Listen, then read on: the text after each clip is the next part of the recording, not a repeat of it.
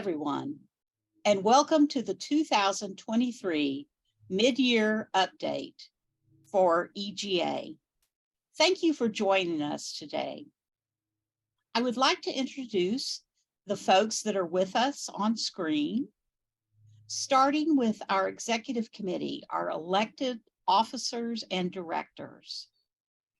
First up is Marge Kelly, our vice president. Kathy Melville, our secretary. Coller, treasurer. Our director of bylaws, Weigl. Our director of education, Valerie. And our director of membership and marketing, Wendy, Lynn. I'd also like to recognize our headquarters staff, our administrator, Cynthia Welch, Tanya Parks, our membership and financial coordinator, and Rand Duran, our electronic media coordinator. Also with us today are 10 of our 12 region directors who constitute our board of directors. First up is Gail Smith from the Carolinas region, Sue Coller from the Great Lakes region, representing the Greater Pacific region is Robin Berry. Joyce Furry-Sievers is here from the Heartland region. Maria Hall is representing the Metropolitan region. From the Mid-Atlantic region is Donna Pence. Tricia Berry is here from the New England region. Mary Bangs is here from the Pacific Southwestern region. Valerie Russell representing South Central region. And Marjorie Sink from the Tennessee Valley region. Not able to be with us today are Joanna Lord from the Rocky Mountain region, as well as Debbie Talley from the Sun region.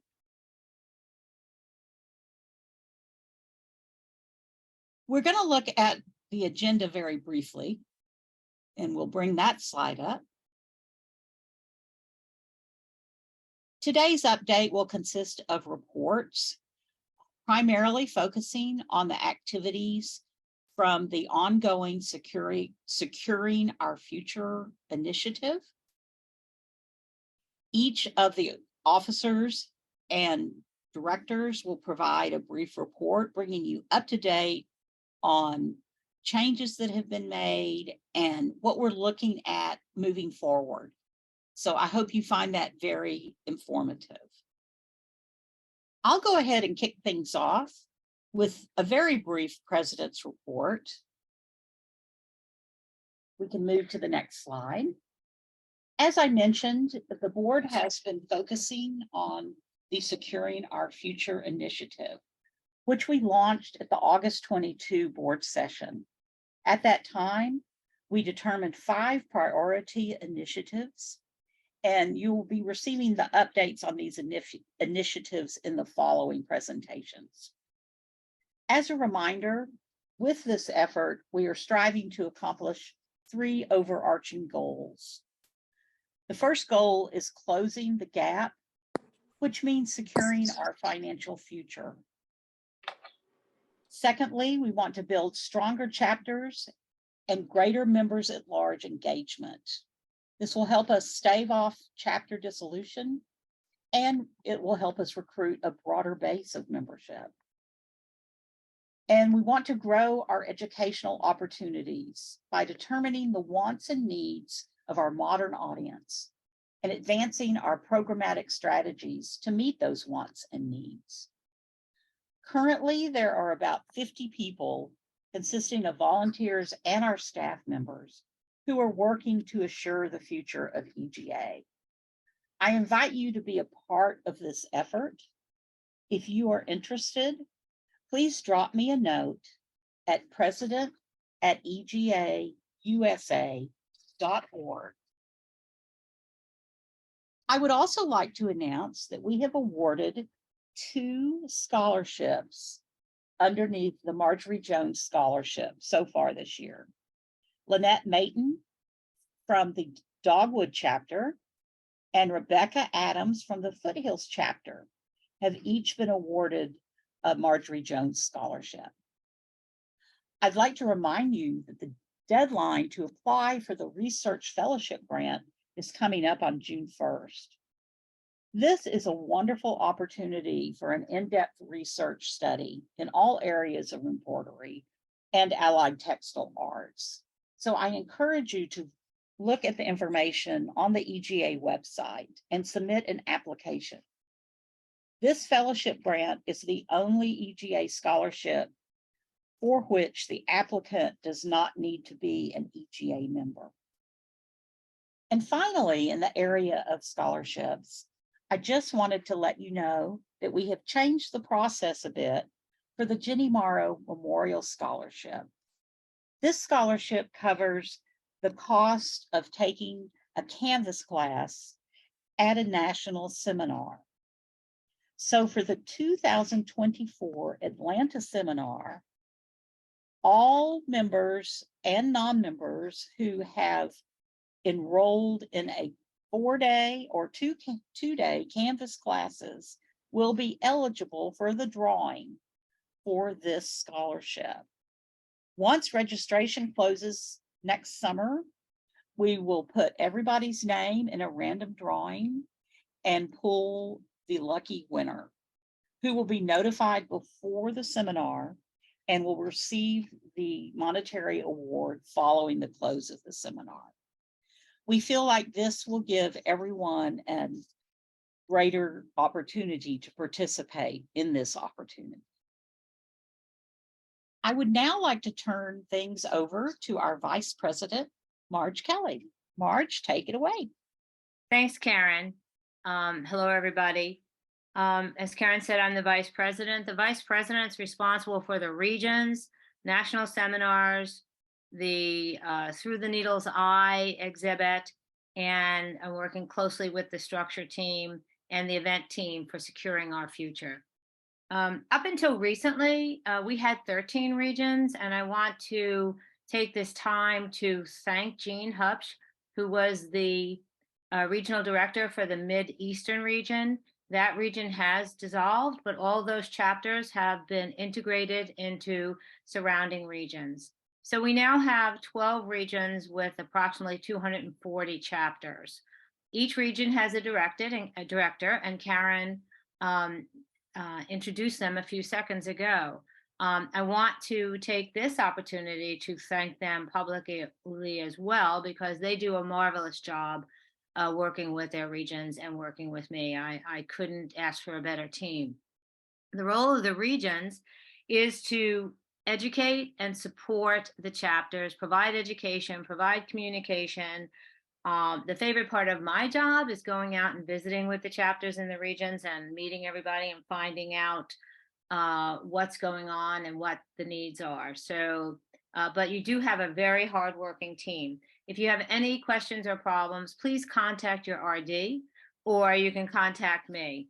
So let me go to my next slide.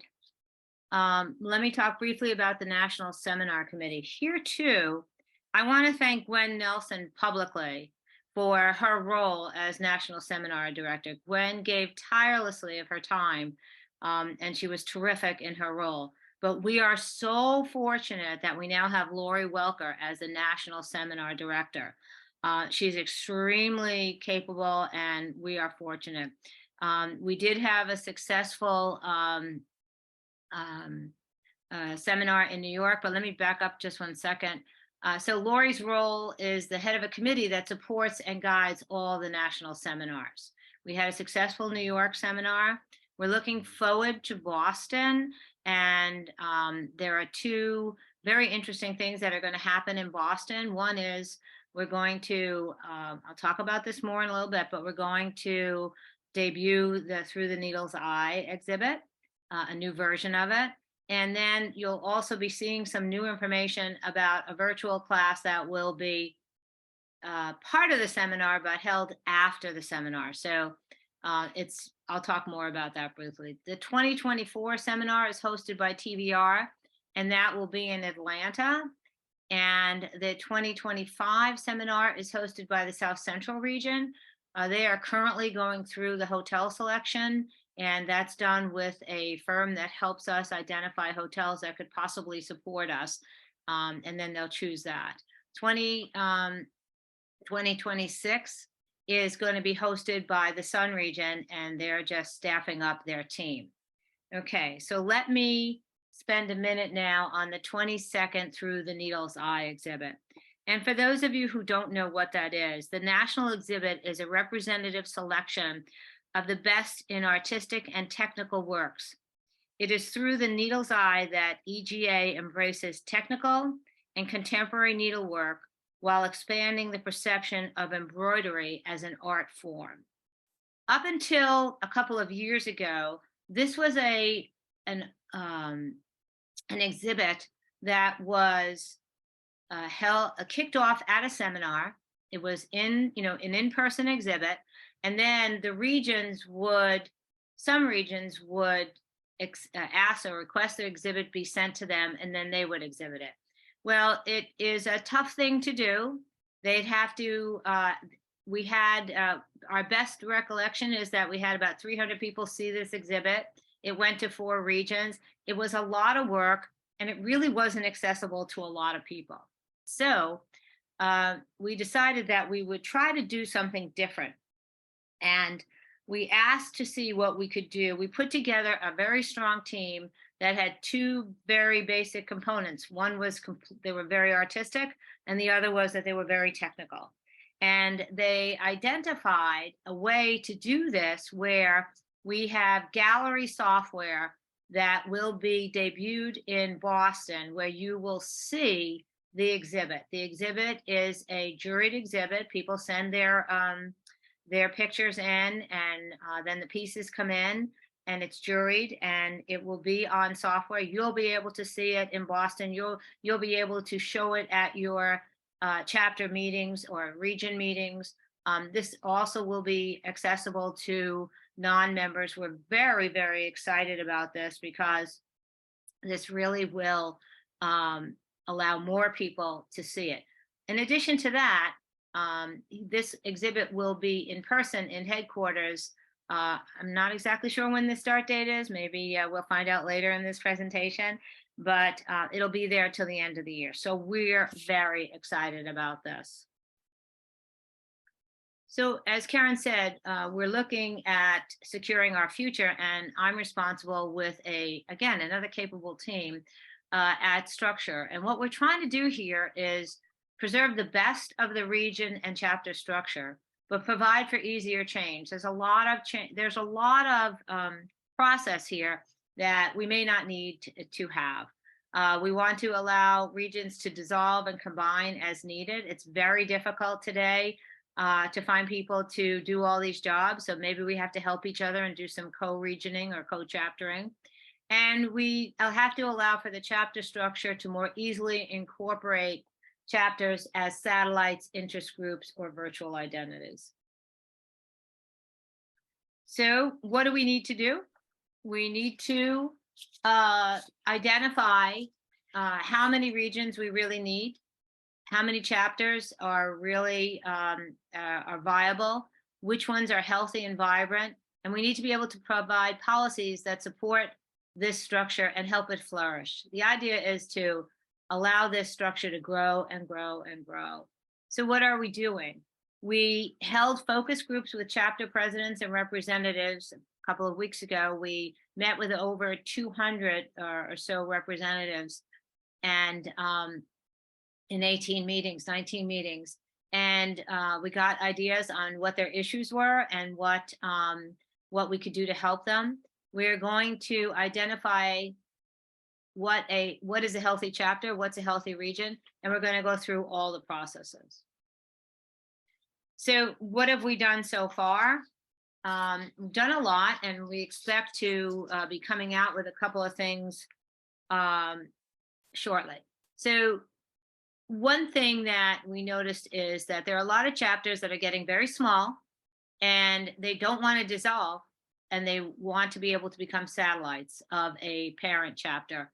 And in looking at that process, we found a couple of things that were a tad difficult. So we're looking at ways to make it easier and also satisfy the requirement. Also with the chapter creation, there's a lot of stuff in there that is not necessary anymore. So we're looking at slimming that policy down. We have something that will be kicking off in a couple of weeks with some new forms, and there'll be more of this, but new online forms working with headquarters. The ability to update your officers will be done on the website. And we're looking at determining a process for what constitutes a healthy chapter and how we can help them become healthy, or what they can do if they can't become healthy. And we're looking to identify best practices. We're looking to do all this in the third quarter. And the best practices are not only for the chapter, but for the regions. In the fourth quarter, we're looking at reviewing the results, and you'll hear more about that from Wendy, but reviewing the results of the surveys and the chapter focus groups, finishing our review of the policies, determining what constitutes a healthy region, and identifying the best practices for regions. And as you can imagine, when we're looking at all this, there may in fact have to be some changes to the national board. For example, the national board now is 12 RDs and the officers. It used to be 13. So things might change. I'm not sure what they would be, but they might change. So national seminar is being looked at by the events team, which is headed up by Sean Miller. And they are, as you may have seen or will see very shortly, they're introducing a first come, first serve registration for Atlanta. And that will be coming out in the June Needle Arts, all of the information on that. They're looking to develop a stitch room, or as some people call it, something similar to StitchCon, that will be at the Atlanta seminar. And this will not be studio time. There won't be teachers in there. And it will be at a very different rate structure and for people. Now, we're thinking that this is going to be very good for the local folks who are, part of a region who don't go to seminars. So we're thinking that this is good. And we're also thinking that, when we look at seminars, so these two things, when we look at seminars, it's we want to be able to make it more accessible. So if we can have people come and see what we do, for example, in this stitch room, then maybe they'll want to go to the next seminar. We're also looking at the feasibility of an all virtual seminar.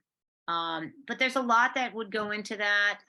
There's all different things that you can look at. Could be virtual seminars, could be virtual stitch-ins at the by time zone, lots of different things that we can do. But our goal here is to make it more accessible for more people, whether they're members or non-members, because the idea would be to get some non-members to become members. So I think that is my little bit of an update, but I want to just tell you something personal here. When I was a kid, I was in love with the cartoon called The Jetsons. Okay. And I never understood why I went into technology, but I had a career for 39 years in technology. And I looked at a cartoon that recently came out, and it was so true for me, but I think it's really relevant for EGA. And let me bring that up. So I think the Jetsons really did predict our future. With the popularity of Zoom for our meetings, for our seminars, for our classes, they were doing that when I was a kid. I won't tell you how many years ago that is, okay? Then there's the online classes, and then I just changed this one, like they had teledoc, which people are seeing now, the telemed stuff now. But wouldn't it be great if we could have telestitch? Somebody could teach you, you call them up and they teach you how to stitch. And there's the use of FaceTime. So what I think is that they were right for me from when I was a kid, but I think it's relevant to EGA. So look for more virtual stuff from EGA, virtual offerings from EGA. Now I want to introduce my good friend and partner, Kathy Melville. Thank you, Marge. Since the motion, one member, one vote has passed, I, as secretary, will no longer be collecting the votes. You will be going to the website to vote, and more will follow with Kathy Weigl's report. The two main points of my year is the annual meeting in the fall and the members' meeting in March. For these meetings, I prepare a board packet that includes reports from our board members. The 38 motions that I've mentioned cover that time frame of August to the March meeting. We have been very busy as a board. Now it is Kathy Weigl's turn, Director of Bylaws. Thanks, Kathy. I'm Kathy Weigl, Director of Bylaws. My job is to oversee the national bylaws, policies and procedures, and who's who, and the updates of region and chapter bylaws. The big issue that has just occurred, as you know, is the vote to change our bylaws to one member, one vote. Voting will now take place on the EGA website. Every member will have a vote, whether you're a chapter member or a member at large. For the 2023 officer election, voting will begin on July 17th and end on August 21st. To vote, you will go to www.egausa.org. You'll click on Members Only tab and log in. There you will find a button that says Vote Here, and that will take you to the ballot. It's that simple. These instructions are also going to be in the June Needle Arts. So what if you don't have an account on the website? Everybody who gets the EGA emails from headquarters has an account on the website, whether you've gone to members only or not. So if you get our emails, go to the login page, enter your email under Forgot Your Password, and you'll get the login information. If you have issues, contact RDUREN at egausa.org. That's our Rand Duran, and he can solve any problem. Now, what if you want to propose an alternative candidate for office? That's allowed under the bylaws. 20 or more members have to petition to add the candidate. Contact EGA headquarters to request the petition form, a blank resume for the candidate to complete, and a statement the candidate has to sign indicating willingness to serve. Any petition has to be received by EGA headquarters no later than July 10th in order to get on the ballot. The nominating committee will verify the candidate's eligibility and their willingness to serve before their name is placed on the ballot. What if you don't have an email address and never use the computer? Ask a chapter member to help you. Go to an email provider like Hotmail, Yahoo, Gmail, and create an email address. Then send an email to egahq@egausa.org, giving them your new email address. You will receive an email from headquarters with your login information, including a temporary password. You can then log in, check the Vote Here button under Members Only, and that'll take you to the ballot. As a last resort, call EGA headquarters and they'll help you vote. Now, hopefully everyone, including members at large, will vote. We'll have a great turnout. I'd like to turn it over next to our treasurer, Pam Coller. Thank you, Kathy. I would like to talk just a bit about budgets and dues. First is the EGA budget. As many of you know, we have operated at a deficit for the past few years. We continue to look for ways where we can reduce our current expenses while maintaining member services and programs. At the same time, we are always looking for ways to increase our revenue streams through new programs and fundraising. Our goal continues to be a balanced budget for future years, and know we are working hard to achieve this goal.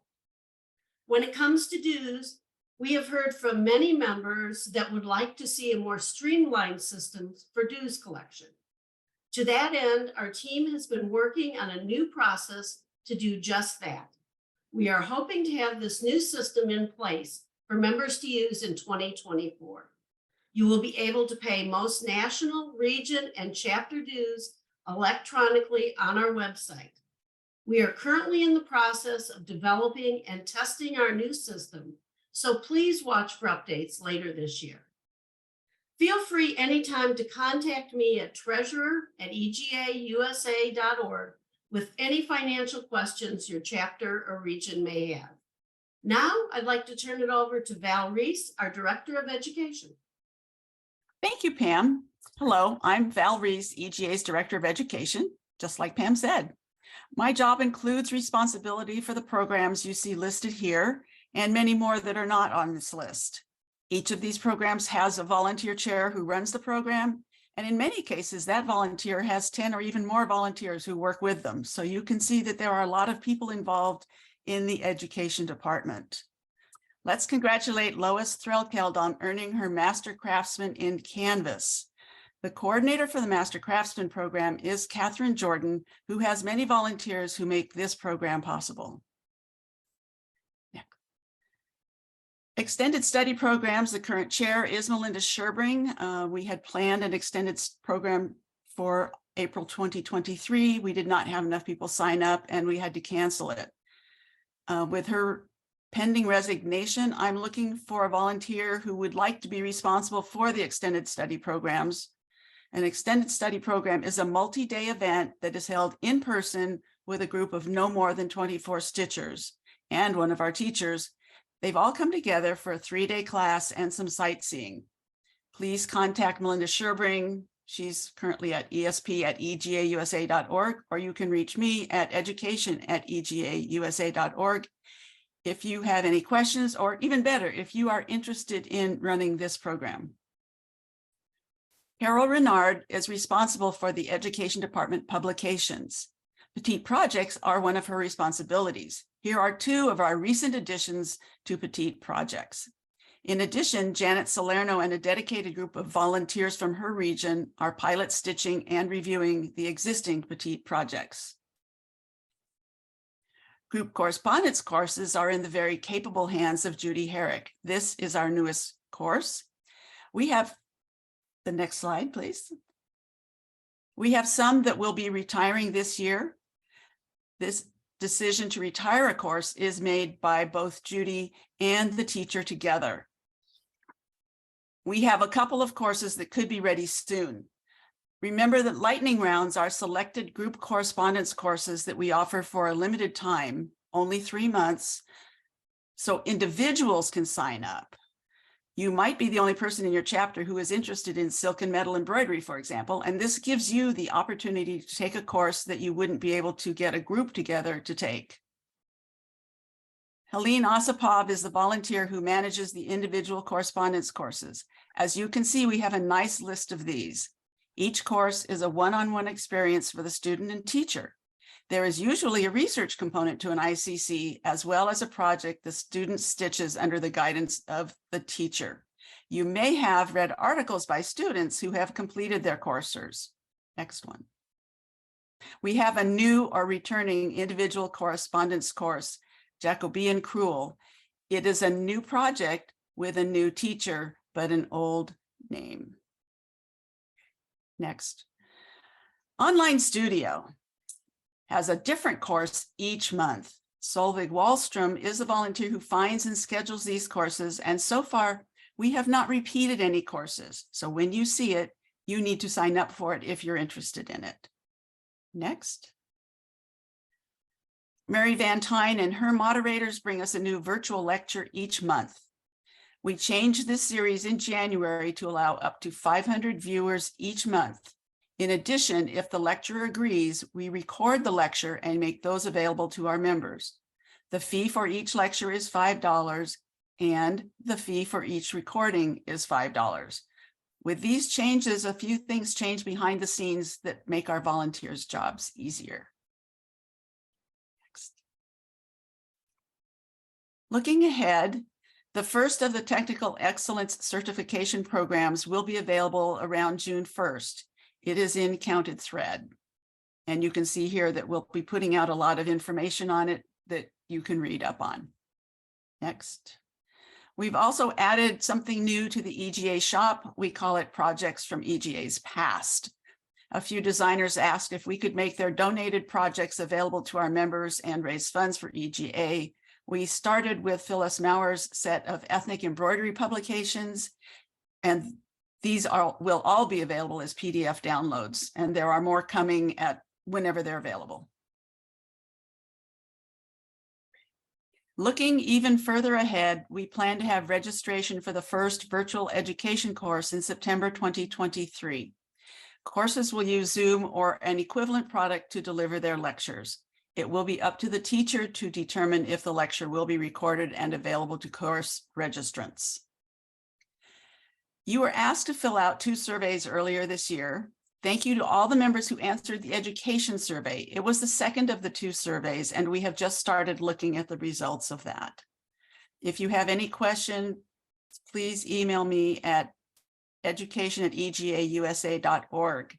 Now we will hear from the Director of Membership and Marketing, my good friend, Wendy Lynn. Thank you, Val. I am the Director of Membership and Marketing, and that position has the following functions that report into it. The Social Media Committee, which includes the Facebook EGA Stitch Along page, the EGA Facebook page, Instagram, Pinterest, and the EGA blog. The national website is part of this function. Product design and sales, including EGA merchandise. Outreach, which includes youth education and the Festival Box program, which I like to call in real life marketing. Funding Development Committee, the EGA Idea Committee, which is our diversity committee, and the Membership and Marketing Reengineering Committee. Our strategy for 2023 was continuing to stress social media marketing. We wanted to ramp up in real life marketing, review membership categories and offerings. We wanted to emphasize attracting and celebrating diverse populations, also trying to develop a scalable program to teach youth and increase the visibility of the EGA logo. The Social Media Committee comes first. We continued activity on the EGA blog, the Facebook page, the Stitch Along page, Instagram, and Pinterest. Instrumental for this group is the help of Rand Duran at headquarters, and also our outside social media consultant, Stitchcraft. Our account representative there is named Flossie, and that is her real name.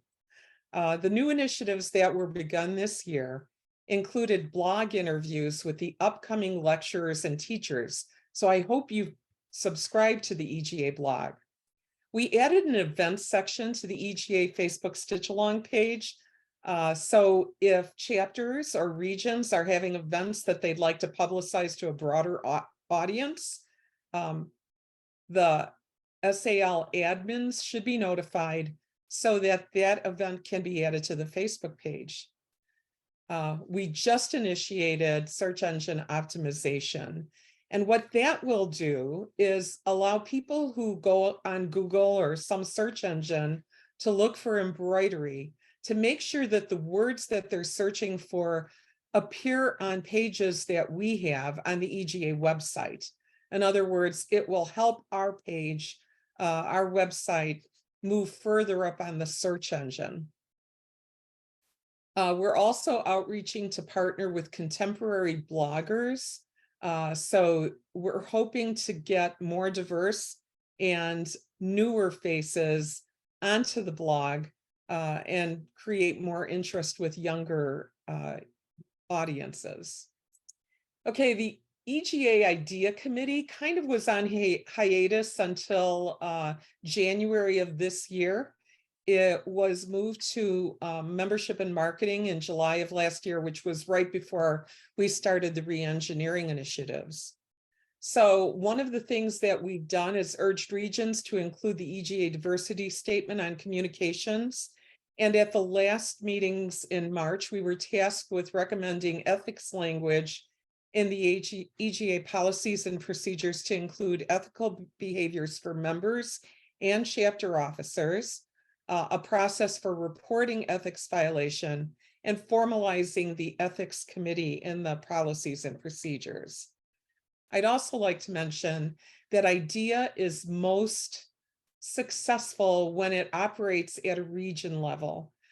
The Mid-Atlantic region has started an IDEA committee that has really focused on doing some powerful things, like making sure that the EGA banner is available for people to use when they're in public. They just had a successful meeting at the Maryland Sheep and Wool Festival. They will be present. They will have a table at the Annapolis Pride Festival, one of the largest pride events in the country. And so I would encourage people at the regional level to partner with us at the national level and form IDEA committees that it can have a more important impact within your region. The Membership and Marketing Reengineering Committee has been responsible for drafting surveys for active members and former members. The survey for active members was done in coordination with the Structure Committee. We deployed all of the surveys, including the Education Committee surveys, and the responses in the former members survey, we had 466 people respond. We had 4,185 of our current members respond to the current members survey. That's out of a population of about 8,700 current members. We were overwhelmed with the response, and we're kind of over the top with trying to sort through the response. We have 97 pages of comments that we're trying to put into a very understandable document. Full survey results will be reported at the annual meeting, so we'll be looking forward to sharing those with you then. Membership recruitment. An exciting thing that we're hoping to roll out is a routine meeting helping chapters and regions figure out how to recruit new members. There will be a meeting to held this fall to showcase best practices, and it will be held via Zoom. We're going to have several chapters and regions that have tried recruiting new members to tell us about their experiences. If the experiences have been positive, we want to hear about it, but we also want to hear about negative experiences. After we have presentations by a few of the regions, a few of the chapters in a region, we will have participants go into breakout rooms to discuss how these methods might be applied in other chapters and regions. So the region directors will be getting more information on this. Chapters are going to be encouraged to send representatives to these events, and we also will want to record them so that we can share them with people who couldn't attend on the day of. Fundraising. We've resurrected the Crown Jewels program. We will be implementing an annual fund campaign. We haven't done any persuasive fundraising. We've kind of soft requested funds in the past few years, but stay tuned for more details. You're going to see a more robust request going forward. Shop sponsors, I'm meeting with Heather Gooch to develop a multi-tiered approach for shops to advertise with EGA. Stay tuned for more details on this as well. And with this, I'm pleased to introduce our headquarters administrator, Cynthia Welch. Thank you, Wendy. Here at headquarters, we are looking forward to hosting the 22nd Through the Needle's Eye exhibit here in person. The exhibit will be up for viewing around the second week of July and will remain up through the end of the year. I'm so excited to tell you that the EGA library, which is behind me, continues to grow. We currently have 4,700 individual titles that are available for you to check out. In addition to that, the headquarters staff, Tanya, Rand, and I are participating in the Securing Our Future initiative.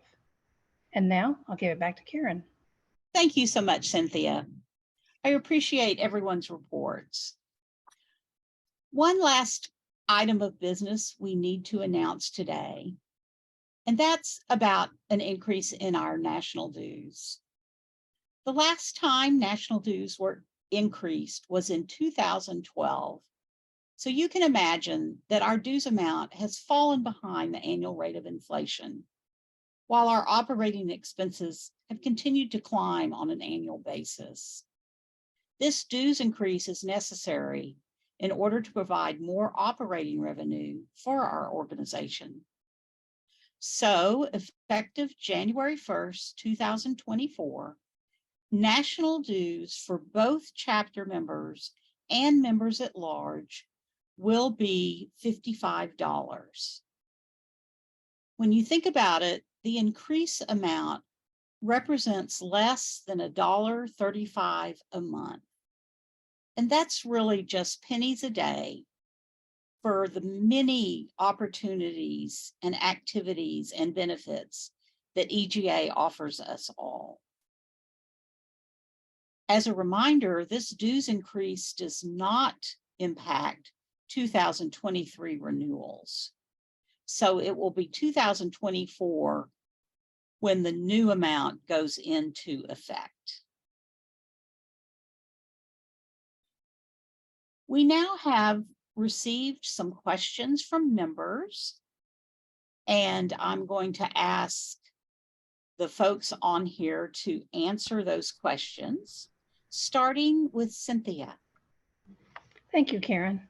We had a question from Gail Smith of the Cardinal chapter asking us what the process is to notify us by chapters and regions to notify headquarters about the death of a member. This may be one of the few things we do not have a form for. You can either email us directly at egahq@egausa.org. You can call headquarters, or you can drop us a note in the mail. And I will now send it over to Marge. Thanks, Cynthia. I have 3 questions. The first one is from Mendy Cannon from Fort Worth, Texas. And the question is, why, with permission from the designer, are we not permitted to propose others' designs for national seminars? So I think that's a great question. Okay. We've never done it. We don't have a process for it.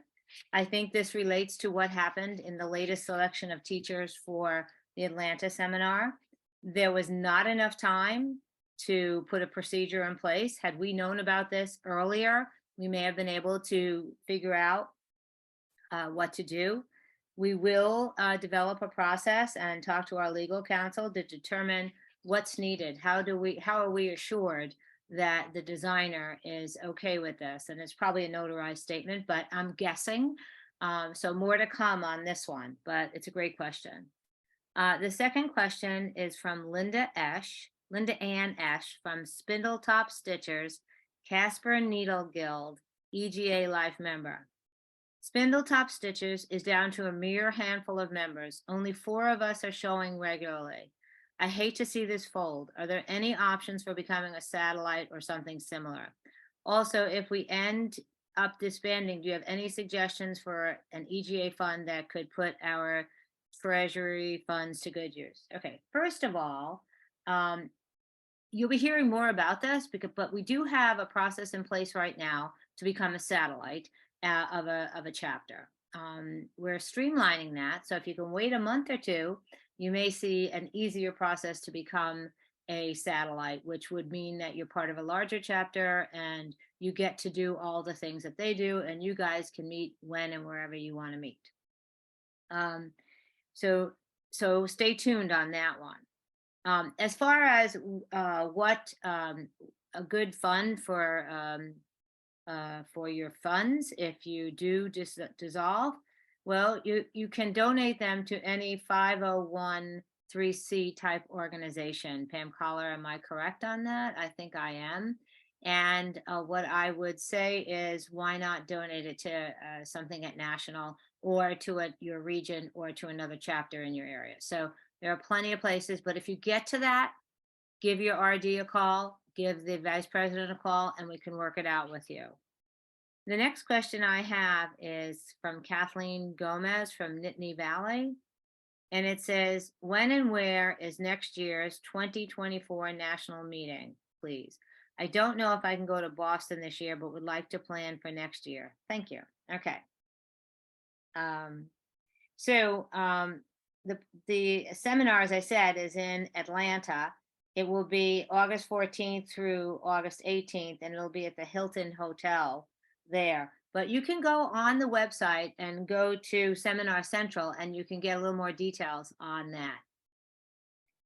And now I'm going to turn this over to Pam Coller. Thanks, Marge. My first question is from Marilyn Owen of Cyber Stitchers and Florence chapters. When renewals came up, I was very confused by the amounts between my two chapters. It turns out that apparently EGA dues for members at large are higher than a chapter member. I was curious why this is so. I don't see MAL costing EGA significantly more than chapter members for a few mailed or emailed reminders to renew. And other than that, the benefits for an MAL would tend to be less than for a chapter member. Given the current financial situation, the difference in dues appears odd to me. Well, Marilyn, it appeared odd to us also. And that is why starting in 2024, dues for all members will be the same. And also remember that MALs do not pay the region or chapter dues. My next question is from Linda Berry, the Connecticut River Valley chapter. At the New York Seminar annual meeting, it was mentioned that EGA was considering having dues paid directly to EGA. What has happened along those lines? What about chapter and region dues? I am treasurer of my chapter and am concerned about this process. Linda, as I mentioned earlier in my update, this should be happening in 2024. Members will be able to pay national, region, and primary chapter dues through electronic payments on the EGA website. The portion of member dues that EGA collects for regions and chapters will then be sent to the region or chapter applicable.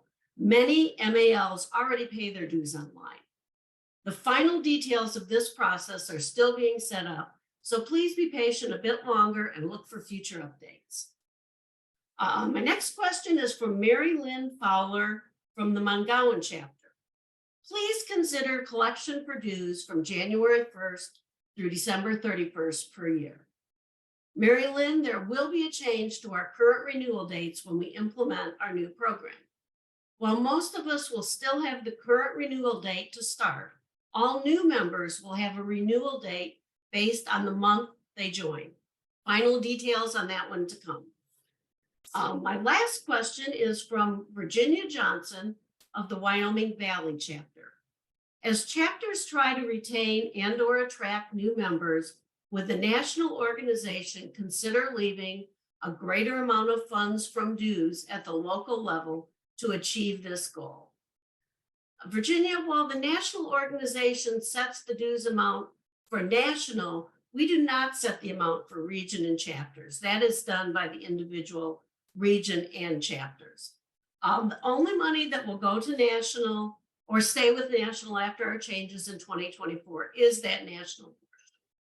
One way national does support chapters in marketing is to provide free brochures to give potential members or to use a display in a local shop. These can be ordered online and can be shipped free of charge. You also may want to give Wendy Lynn an email and follow the details for her upcoming meetings for retention and recruitment of new members. And now to Wendy. Thanks, Pam. And thanks for the suggestion. If anyone wants to email me, it's marketing@egausa.org. Okay, the first question of 4 that I have is from Georgianne Lane. Georgianne is a member of Stitchers by the Sea. She asks, what is EGA's IDEA planned program? We hear snippets every now and then, but we don't know what is being planned. The statement of inclusion diversity to put in our newsletters and website is good. Thank you for the compliment on that. The IDEA committee thanks you for that. That was done under Marge Kelly's direction and work that was done by the committee that existed at that time. And I'd like to point out that IDEA, we throw around the term IDEA. that word is an acronym for inclusion, diversity, equity, and accessibility. So I wanted to also clarify that. Georgianne, I mentioned that we are going to be working on an ethics statement for members and chapter officers. We felt that it was a good addition since we also have code of conduct for the national officers, for the region directors, for teachers when they're teaching a class, and for students now when they're attending a class. But we would like to make sure that there's a solid code of conduct in the way that all of us do our business. So that's the next event, and stay tuned for more things as we continue to build out the diversity group. The second question is from Kim Graham in Monterey Peninsula. And her question is, what is being done to convert MAL to chapter members? That's a good question, Kim. There has been some success in converting members at large. I know of a handful of chapters that have told me that they've been able to do this. One of the things that I would recommend is that the chapters go to the region directors to get the list of members at large who live in their region. This is especially important if you have a solid hybrid meeting or virtual meeting that all people could be invited to. You can then contact members at large, but I think that you have to remember there are members at large that really do not want to be part of a chapter. So we need to find the people who are looking for a chapter to belong to and direct them to the right place. So again, work through the region directors on that. Marianne Foreman from Foothills chapter says, I am the outreach chair for the Rocky Mountain region and would like information on what I am supposed to be reporting to National EGA regarding outreach. There used to be a form I filled out, and I had attended a Zoom meeting about changes, but I have not seen information about reporting. Thank you. The meetings that Marianne refers to were held in the spring of 2022. And at that time, I asked for volunteers to support the outreach committee. And I got 2 people, which is not enough for a committee. So there is no form that we've redone. The form that we were using in the past was not useful. Outreach really is comprised of 2 things: making your presence known in your community and also teaching people how to embroider. Those are the 2 specifications for the outreach committee. So if people asked what they should send in to me to report on outreach, I asked that they just send an email in whatever format they felt comfortable sending. I didn't want simply numbers of bookmarks that people made or numbers of food drives that you contributed to. That is not helpful in us sharing information with other chapters on what's impactful in making our presence known in the region or in talking about how we've educated people. So the meetings that we're having in the fall on membership recruitments will be our first formal outreach reporting that we're doing to all chapters. My next question and final question is from Carol Sylvester, who's a member at large. And Carol says, I understand that EGA is not a political organization, but we have members belonging to many different subcultures, including some that are being affected by legislation in various states regarding abortion access, transgender children, and adults and other LGBTQ issues, and sex education in public schools. As an organization, I would like to see EGA support all its members and not book future national seminars in states that officially have discriminatory policies written into law. I have already decided against attending seminar in 2024 because it is in Georgia.